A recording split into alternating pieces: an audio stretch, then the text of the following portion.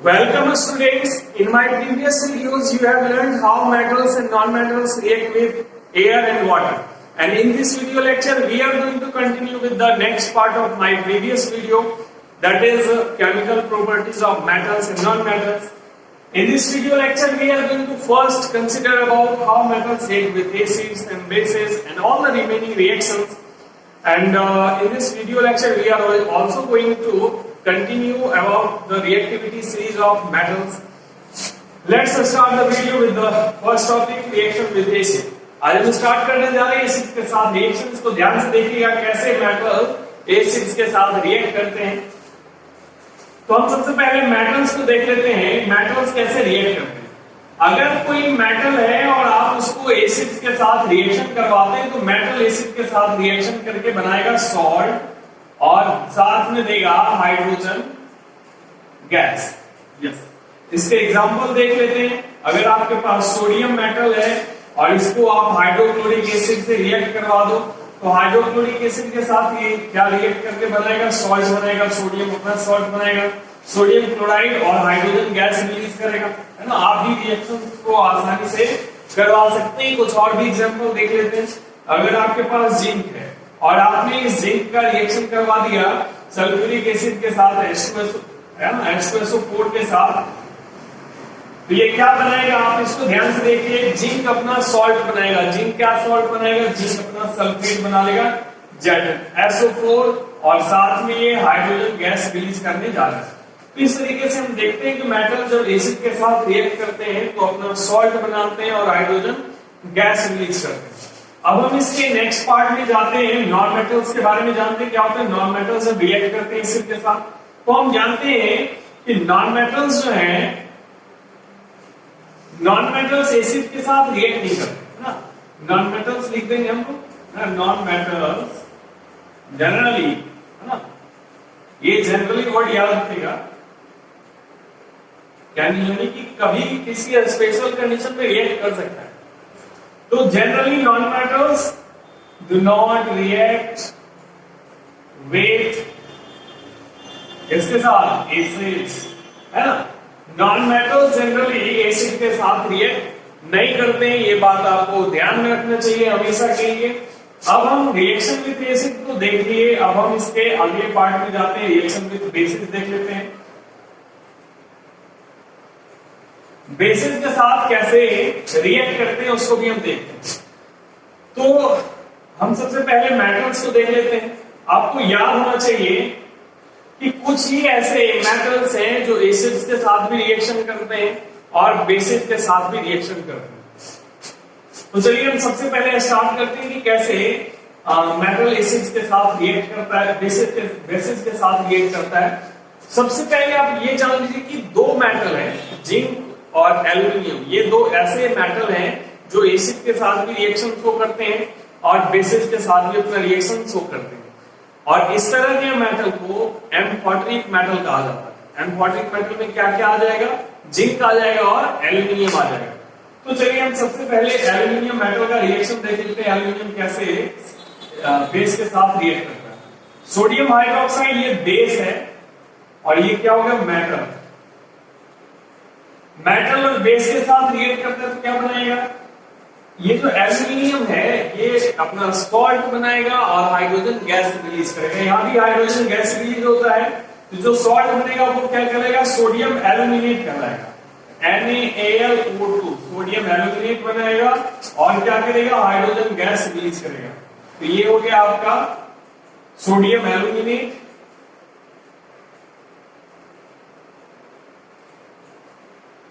ये क्या है, सोडियम एल्यूमिनेट एक तरह का सॉल्ट है ना।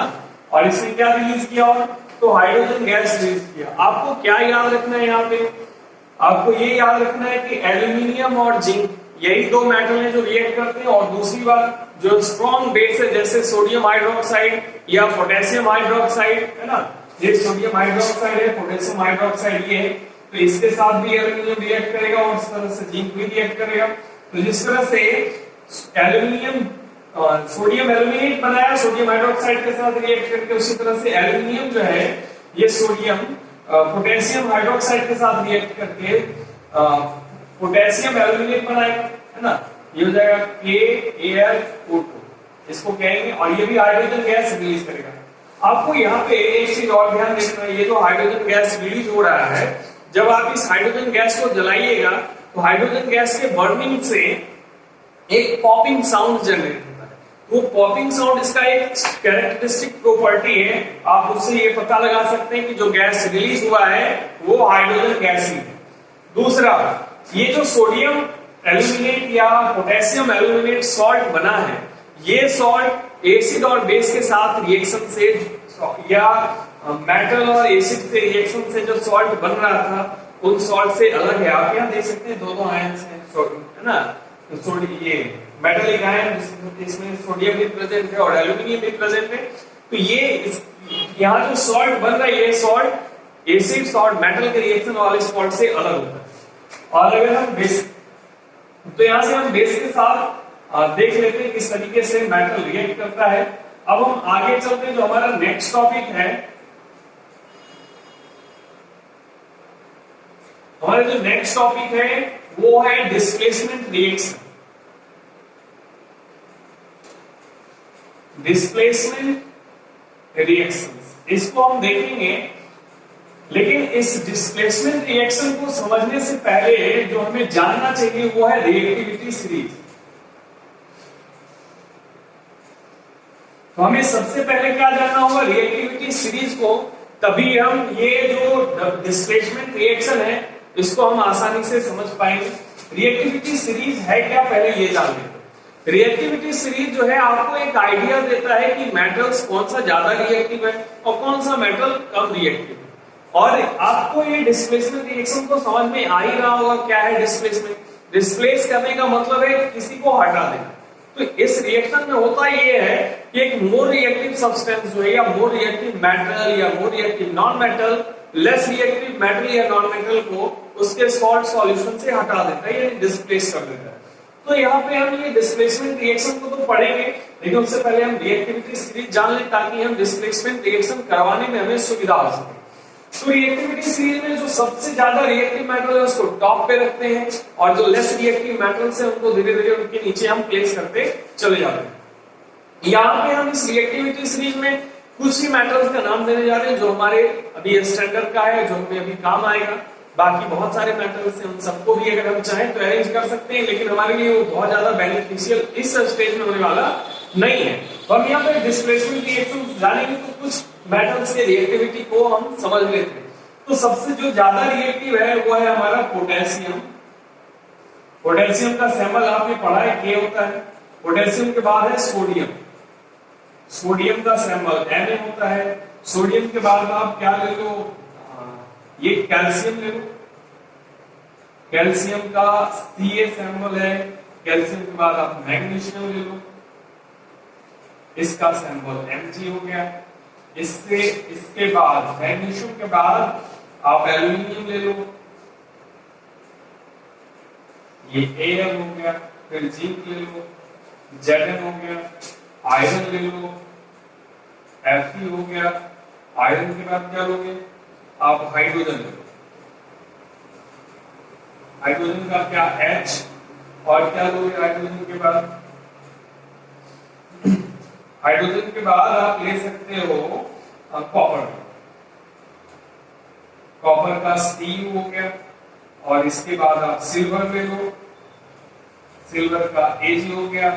गोल्ड भी ले लो, गोल्ड का Au हो गया। और तो यहां से आपको ये आइडिया मिलेगा कि मेटल कौन ज्यादा रिएक्टिव है, कौन कम रिएक्टिव। ऊपर से आप नीचे आओगे तो रिएक्टिविटी घटेगा। आपको ये बात लग रहा होगा कि यहाँ पे बीच में हमने हाइड्रोजन को क्यों प्लेस किया है, क्योंकि हाइड्रोजन तो मेटल है नहीं। आपको ये हाइड्रोजन यहाँ पे इसलिए प्लेस किया गया है ताकि आप ये समझ सके कि हाइड्रोजन से ये जो ऊपर में जो भी मेटल है ये सब ज्यादा रिएक्टिव है, और इसमें इसके नीचे जो मेटल्स है वो कम रिएक्टिव। थोड़ा कंपैरिजन के लिए हमने यहाँ पे हाइड्रोजन को इंक्लूड किया है। अगर आप हाइड्रोजन को हटा दें तो बाकी ये जो रिएक्टिविटी सीरीज है ऑर्डरली फिट बैठेगा, इसमें कोई प्रॉब्लम होने वाला नहीं। तो ये क्या बताता है हमें, ये बताता है कि sodium, potassium, calcium, magnesium, aluminium, zinc, iron, ये सब जो मेटल्स हैं वो एक डिक्रीजिंग रिएक्टिविटी के ऑर्डर में अरेंज किए गए। और मान लीजिए अगर कोई रिएक्शन में सोडियम का सॉल्ट है और सोडियम के सॉल्ट में हमने पोटेशियम मेटल डाल दिया, तो पोटेशियम मेटल क्या करेगा, सोडियम को उसके सॉल्ट से डिस्प्लेस कर देगा, हटा देगा। तो यहाँ पे आपको ये बातें माइंड कर लेनी है। एक चीज और आपको बता दें, मैंने जो प्रीवियस वीडियो में नहीं बताया है उस चीज को भी आप यहाँ पे ध्यान कर ले। देखो हमने कल बताया था कि वाटर के साथ मेटल्स कैसे रिएक्ट करें। तो सारे मेटल के वाटर के साथ रिएक्शन का रेशियो अलग अलग है, अलग अलग मेटल अलग अलग तरीके से अलग अलग कंडीशन में रिएक्ट करते हैं। कुछ तो ऐसे जो बहुत ज्यादा रिएक्टिव मेटल है जैसे सोडियम, पोटेशियम, ये आइस के साथ भी रिएक्ट कर लेता है, यानी इसको रिएक्शन के लिए बहुत ज्यादा हाई टेम्परेचर की जरूरत नहीं होती। लेकिन अगर वही आप कैल्शियम के पास आ जाओ तो कैल्शियम नॉर्मल वाटर से रिएक्ट कर लेता है। मैग्नीशियम को रिएक्ट करने के लिए टेम्परेचर थोड़ा हाई होना मांगता है, और जैसे ये स्टीम के साथ रिएक्ट करता है या बॉइलिंग वाटर के साथ रिएक्ट करता है। एल्यूमिनियम रिएक्ट ही नहीं करता है, आसानी से करता है रिएक्ट, लेकिन हाई टेम्परेचर पे जाकर के रिएक्ट करता है। जिंक भी रिएक्ट करता है, आयरन भी रिएक्ट करता है, आपने देखा पिछले वीडियो में देखा होगा आयरन का वाटर के साथ रिएक्ट। लेकिन हाइड्रोजन से नीचे है कॉपर। कॉपर कहने का मतलब कॉपर हाइड्रोजन से नीचे है, इसका मतलब हाइड्रोजन से कम रिएक्टिव है, और ये इस वजह से वाटर के साथ रिएक्ट नहीं करता है। याद रखना इस बात को, यानी जो कॉपर मेटल है वो हाइड्रोजन के साथ रिएक्ट नहीं करता है, और इसी वजह से हॉट वाटर, चाहे बहुत गर्म पानी हो, उसके साथ भी ये रिएक्ट करने नहीं जा रहा। तो इसलिए कॉपर मेटल का जो हम यूज करते हैं वो हॉट वाटर स्टोरेज टैंक बनाने के लिए, जो हॉट वाटर स्टोरेज टैंक्स बनाते हैं उसमें हम कॉपर मेटल अंदर से, है ना, उसका लैमिनेट कर देते हैं कॉपर से, ताकि वो वॉल को खराब ना करे या हार्ड ना पहुंचाए, इस तरीके से। और पहले जो है ना कॉपर में अभी भी ना कह सकते हैं कि इसमें जर्म किलिंग कैपेसिटी होती है। और आपको अगर याद होगा आपको, या आपने देखा होगा अपने आसपास, तो कुछ लोग जो है कॉपर के कंटेनर में वाटर स्टोर करके रखते हैं और उसी से पीते हैं, कॉपर के कंटेनर से, क्योंकि कॉपर में जर्म किलिंग कैपेसिटी पाई जाती है ना, ये इसका कैरेक्टरिस्टिक है। तो फ्रेंड्स ये हमारा ये रिएक्टिविटी सीरीज क्लियर हो जाता है किस तरीके से कौन मेटल कैसे रिएक्ट करेगा। आपको ये आज चाहे तो आप इसका स्क्रीनशॉट ले सकते हैं, है ना, याद रखने के लिए आप इसको याद कर सकते हैं, बहुत ही आसान है, इसको याद करने की बहुत सारे ट्रिक्स भी हैं। लेकिन खैर चलिए आप वैसे भी आसानी से याद कर लीजिएगा। तो सबसे पहले हम एग्जांपल देख लेते हैं मेटल कैसे रिएक्ट करता है, डिस्प्लेसमेंट रिएक्शन होता कैसे। तो मान लीजिए अगर आपके पास कॉपर सल्फेट है, कॉपर सल्फेट एक ब्लू कलर का सॉल्ट होता है कॉपर का, और इसके सॉल्यूशन में अगर आप आयरन मेटल डालो, तो जब आप iron metal copper sulphate solution में डालोगे तो कॉपर, देखो आयरन जो है हाइड्रोजन से बहुत ऊपर है, और हाइड्रोजन से ऊपर होने की वजह से आपको ये समझ में आ जाना चाहिए कि आयरन कॉपर से ज्यादा रिएक्टिव है। तो आयरन क्या करेगा, कॉपर सल्फेट में से कॉपर को हटा देगा, ये क्या करेगा, इस कॉपर को हटा देगा, बना लेगा आयरन सल्फेट FeSO4, और क्या होगा, कॉपर मेटल हो जाना है फ्री, है ना। और अब ये पहले तो सॉल्यूशन, इसका जो कॉपर सल्फेट का आप सॉल्यूशन लीजिएगा ये होगा ब्लू कलर का, लेकिन जैसे इस ब्लू कलर के सॉल्यूशन में आप इस आयरन मेटल को डालिएगा तो आयरन मेटल के ऊपर जो है ना एक रेड ब्राउन कलर का आपको लगेगा कुछ मटेरियल आके जमा हो रहा है, वो एक्चुअल में कॉपर का डिपोजिट होता है, कॉपर इसके ऊपर आके स्टोर हो रहा है, और सॉल्यूशन का कलर ब्लू टू ग्रीन हो जाता है। ग्रीन लाइट ग्रीन होता है, बहुत ही हल्का कलर होता है इसका, और वो हल्का इसलिए होता है क्योंकि बहुत कम ही आयरन रिएक्ट कर पाता है, क्योंकि इसके ऊपर कॉपर मेटल डिपोजिट जो हो जाता है तो उसके रिएक्टिविटी को थोड़ा हिंडर करता है। तो यहां से हमें ये समझ में आ जाता है किस तरह से डिस्प्लेसमेंट रिएक्शन है। आप दूसरे एग्जांपल भी ले सकते हैं, कॉपर सल्फेट है अगर आपके पास, ब्लू कलर का सॉल्यूशन, इसमें आप मैग्नीशियम मेटल को डाल दें, मैग्नीशियम कॉपर से ज्यादा रिएक्टिव, तो आप क्या करोगे, तो मैग्नीशियम कॉपर को हटा देगा तो बन जाएगा मैग्नीशियम सल्फेट MgSO4, और यहाँ पे भी कॉपर मेटल हो जाना है फ्री। यहाँ पे पहले ब्लू कलर का होगा सॉल्यूशन और इसका कलरलेस, मतलब आपको समझ में आ जाना चाहिए कि मैग्नीशियम सल्फेट का कोई कलर नहीं होता है। तो यहाँ से हम रिएक्टिविटी सीरीज समझ गए। अब आप नॉन मेटल्स के साथ भी देख सकते हैं, जैसे अगर आपके पास सोडियम क्लोराइड है NaCl, और अगर आप इसमें फ्लोरीन गैस पास करवा दो, है ना, तो फ्लोरीन गैस क्या करेगा, क्लोरीन को हटा देगा, बना देगा NaF, सोडियम क्लोराइड, NaF बन गया आपका, और यहाँ से हाइड्रोजन गैस, क्लोरीन गैस जो है फ्री हो जाना है। बैलेंस भी कर सकते हैं आप, इसको बैलेंस करना बहुत ही आसान है, इस तरीके से दो लगा दो सारा बैलेंस हो जाएगा। तो यहाँ हम देख रहे हैं क्लोरीन जो है ये नॉन मेटल है और ये फ्लोरीन है ज्यादा रिएक्टिव किससे, क्लोरीन से। तो क्लोरीन को इसने क्या किया, डिस्प्लेस कर दिया और इस तरीके से हमारा यहाँ पे डिस्प्लेसमेंट रिएक्शन कंसीडर हो जाता है, समझ में आ जाता है। अब आपको कोई प्रॉब्लम है तो हमने बता सकते हैं हमारे कमेंट बॉक्स में, अगर कोई केमिकल रिएक्शन में कोई प्रॉब्लम है तो आप क्वेश्चन को हमारे कमेंट बॉक्स में डाल सकते हैं, है ना। तो अब हम बात करते हैं इसके आगे क्या है। तो अब इसके आगे जो है यूज है कि मेटल्स और नॉन मेटल्स का क्या क्या एप्लीकेशंस है। तो आप नॉन मेटल्स और मेटल्स के बहुत सारे कॉमन यूजेस को जानते हैं। जैसे अगर हम आयरन की बात करें तो आयरन का यूज है ना, स्टील का यूज करते हैं कंटेनर्स बनाने के लिए। आपके घर में बहुत सारे यूटेंसिल्स हैं एल्यूमिनियम के बने हुए यूटेंसिल्स बनाने के लिए, और चूंकि ये लाइट वेट है, हल्के वजन का होता है एल्यूमिनियम, इस वजह से इसका एरोप्लेन मैन्युफैक्चरिंग में और वो ट्रेन का कंपार्टमेंट बनाने में भी इसका यूज हो जाता है। एल्यूमिनियम के कंटेनर्स भी बनाए जाते हैं जो लाइट वेट होते हैं। एल्यूमिनियम के बारे में एक स्पेशल बात यह है कि एल्यूमिनियम रिएक्ट नहीं करता, मतलब करोड नहीं होता। यानी जिस तरह से आयरन मेटल में रस्ट लग जाता है उसे टाइम टू टाइम पेंट करने की जरूरत पड़ती है, लेकिन ये जो हमारा एल्यूमिनियम भाई साहब है इससे बना हुआ कंटेनर को आपको पेंट करने की जरूरत नहीं है, क्योंकि ये रिएक्ट नहीं करता है आसानी से, है ना। इसके अलावा जिंक का यूज बैटरी का इलेक्ट्रोड बनाने के लिए किया जाता है ना, सॉरी बैटरी में यूज किया जाता है उसका टर्मिनल्स बनाने के लिए, या जो जिंक का उसका कंटेनर बनाया जाता है। और अगर आप गोल्ड की बात करें तो गोल्ड का ज्वेलरीज बनाते हैं, है ना, पहनने के लिए। तो सिल्वर का भी, और सिल्वर वायर का यूज किया जाता है सोलर प्लेट में भी, और आयरन मेटल का आप जानते हैं घर बनाने में भी, बिल्डिंग कंस्ट्रक्शन करने में भी यूज किया जाता है। इसके अलावा नॉन मेटल्स भी बहुत यूज एप्लीकेशन है, नॉन मेटल्स के भी बहुत सारी यूजेस है। अगर आप ऑक्सीजन गैस की बात करो, इसको ना लो तो जिंदा ही नहीं रहना, फिर पढ़ाई लिखाई सब खत्म। इसके अलावा और भी दूसरे नॉन मेटल्स की बात करें, कार्बन हमारा पूरा बॉडी कार्बन का बना हुआ है, तो इसका इंपॉर्टेंस तो सबसे ज्यादा है। आप जो भी लिविंग थिंग्स देखते हैं प्लास्टिक और जो भी ऑर्गेनिक मटेरियल से बना हुआ जो भी सब्सटेंस है, पेट्रोकेमिकल से बना हुआ, वो सारा कार्बन का कंपाउंड है। या जो भी फॉसिल फ्यूल से या फॉसिल फ्यूल से बना हुआ मटेरियल है वो सब कार्बन का बना हुआ है। तो कार्बन के बहुत एप्लीकेशन है। कार्बन का इलेक्ट्रोड भी बनाया जाता है, आपने बैटरी में देखा होगा, है ना। ग्रेफाइट रॉड, डायमंड, उसके भी बहुत सारे एप्लीकेशंस हैं। ज्वेलरी बनाने के लिए यूज होता है, और कटिंग मटेरियल कटिंग आर्टिकल्स के लिए यूज किया जाता है, यानी आर्टिकल्स को काटने के लिए। इसके अलावा सल्फर का यूज किया जाता है फंगिसाइड्स बनाने के लिए। अगर आपको कोई स्किन प्रॉब्लम हो जाता है तो उसके लिए जो आप ऑइंटमेंट यूज करते हैं या जो उसके लिए आप क्रीम लगाते हैं उसमें भी सल्फर प्रेजेंट होता है।